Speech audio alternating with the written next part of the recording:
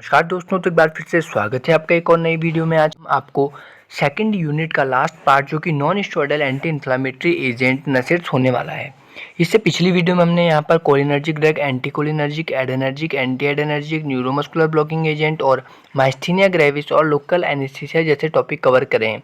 यदि आपने वीडियो नहीं देखा है तो उनका लिंक डिस्क्रिप्शन में आप वहाँ जाकर देख सकते हैं, या फिर हमने उसके लिंक को कमेंट में पिन करा है। यदि आपने वीडियो नहीं देखी है तो आप वहां जाकर उन वीडियो को देख सकते हैं, जिससे आप इस वीडियो को काफ़ी आसानी से समझ सकते हैं।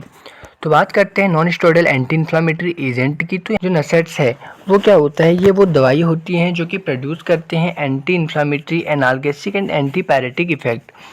ये वो दवाई होती हैं जो कि हमारे बॉडी में एंटी इन्फ्लेमेटरी का मतलब होता है, जो कि क्या करता है, इन्फ्लामेशन के अगेंस्ट वर्क करता है। मतलब अगर आपकी बॉडी में क्या हो जाए, सूजन हो जाए, तो सूजन को कम करने का काम करता है। एनाल्गेसिक का मतलब होता है कि बॉडी में पेन को कम करता है, दर्द को कम करता है। और एंटी पैरेटिक का मतलब है इस मेडिसिन को आपका जो है फीवर में इस्तेमाल किया जाता है, जो आपकी एंटी पैरेटिक होती है। अब एनाल्गेसिक क्या है? एनाल्गेसिक वो दवाई है जो कि यूज़ किया जाता है ट्रीटमेंट ऑफ पेन, उसको बोलते हैं एनाल्गेसिक। नसेट्स क्या होते हैं, रिड्यूस करते हैं ओनली स्लो पेन। अगर आपकी बॉडी में छोटा मोटा पेन है तो ये उसको सही करते हैं। अगर आपकी बॉडी में क्या है, सीवियर पेन है, तो ये उसको ट्रीट नहीं करेंगे, उसके लिए आपको दूसरी मेडिसिन लेनी पड़ेगी।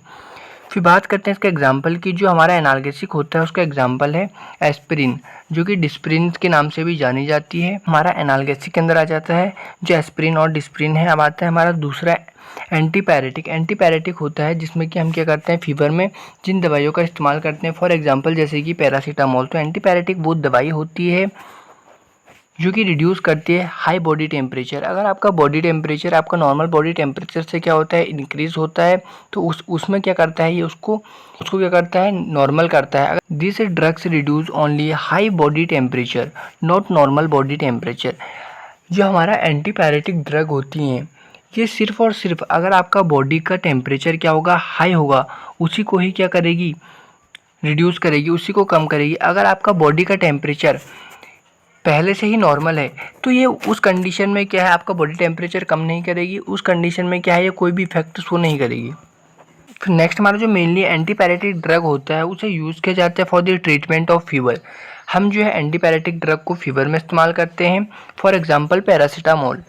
बात आती है एंटी इन्फ्लेमेटरी एजेंट की। तो ये वो दवाई होती हैं जिनका इस्तेमाल किया जाता है सूजन में। एंटी का मतलब होता है अगेंस्ट, इन्फ्लेमेटरी एजेंट का मतलब है जो कि सूजन के अगेंस्ट काम करती है। सूजन को कम करने के लिए इस्तेमाल की जाती है हमारी एंटी इन्फ्लेमेटरी ड्रग। तो जो एंटी इन्फ्लेमेटरी ड्रग है वो दवाई होती हैं जो कि रिड्यूस करती है inflammation of a body, for example ibuprofen. कि हमने non steroidal anti inflammatory drug के बारे में देखा, तो उसकी एक सिंपल डेफिनेशन है, नॉन स्टेरॉयडल एंटी इन्फ्लेमेटरी वो केमिकल एजेंट होते हैं जो कि रिड्यूस करते हैं पेन को, टेम्परेचर को और इन्फ्लेमेशन को, और ये नॉन ओपॉइड होते हैं। उसी को आप कह सकते हैं नसेट्स। क्लासिफिकेशन आता है इसका, क्लासिफिकेशन है, सबसे पहला आता है नॉन सिलेक्टिव कॉक्स इनहिबिटर। इसके अंदर आता है हमारा सबसे पहला जो ए पार्ट है वो आता है सैलिसिलेट्स। इसके अंदर आता है एस्पिरिन, सोडियम सैलिसिलेट और सिलिडिन सैलिसिलेट। उसके बाद बी पोर्शन आता है हमारा पैरा अमाइनो फिनॉल डेरिवेटिव्स, जिसके अंदर पैरासीटामोल आता है। फिर सी आता है हमारा पायरोल डेरिवेटिव्स, इसके अंदर आता है कीटोरोलेक। फिर इसी के अंदर हमारा डी वाला पोर्शन आता है एसिटिक एसिड डेरिवेटिव्स, के अंदर आता है आपका टोलमेटिन। उसके बाद ई वाला पोर्शन आता है आपका इंडोल डेरिवेटिव्स, इसके अंदर आपका एग्जांपल आता है इंडोमिथासिन। और ये क्या है आप पर। फिर नेक्स्ट आता है आपका प्रोपाइनिक एसिड डेरिवेटिव, इसके अंदर आपका आइबुप्रोफिन एंड कीटोप्रोफिन आता है। फिर जो सेकंड है आपका क्लासिफिकेशन वो है आपका प्रीफ्रंटल कॉक्स 2 इनहिबिटर। इसके अंदर आपकी मेडिसिन आती है डाइक्लोफिनेक हो गया, एसिलोफिनेक हो गया, मेफानेमिक एसिड हो गया। तीसरे पार्ट में क्लासीफाई किया गया है इसे सिलेक्टिव कॉक्स 2 इनहिबिटर। इसके अंदर आता है आपका इलियोकॉक्सिब, सेलिकॉक्सिब एंड पेरिकॉक्सिब।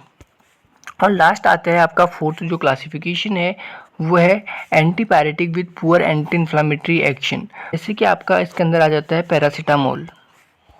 तो इसके पहले जो दवाई आती है वो आती है हमारा पैरासीटामोल।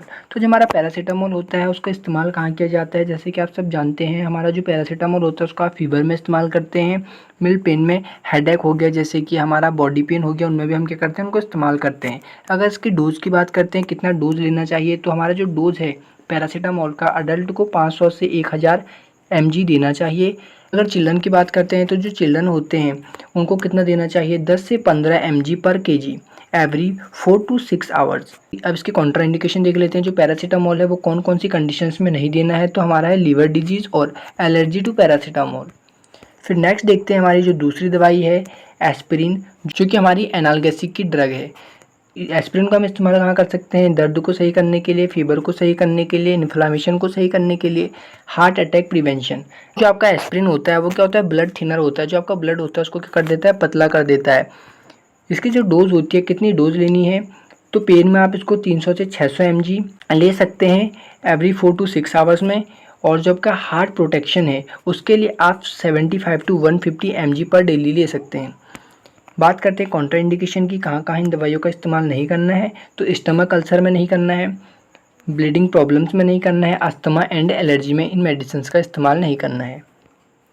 फिर नेक्स्ट है हमारा आइबुप्रोफिन। जो आइबुप्रोफिन है ये क्या है, हमारी एंटी इन्फ्लामेटरी ड्रग है। मतलब ये क्या है, जो हमारे सूजन होता है उसको सही करने के लिए इस्तेमाल किया जाता है। तो इसको इस्तेमाल कर सकते हैं पेन, स्वेलिंग, फीवर, हमारे आर्थराइटिस जो है आर्थराइटिस में इस्तेमाल करते हैं, और मसल पेन में भी क्या है हम इनका इस्तेमाल करते हैं। डोजेस की बात कर लेते हैं, तो इसका जो डोज है वो अडल्ट में कितना देना है, 200 से 400 mg, और चिल्ड्रंस में कितना है देना है, चिल्ड्रन में देना है 5 to 10 mg पर kg। कॉन्ट्रा इंडिकेशन की, कहाँ कहाँ इन दवाइयों का इस्तेमाल नहीं करना है, स्टमक अल्सर में नहीं करना है, किडनी और लीवर डिजीज में नहीं करना है, अस्थमा और एलर्जी टू नसेट्स में इन मेडिसिन का इस्तेमाल नहीं करना है।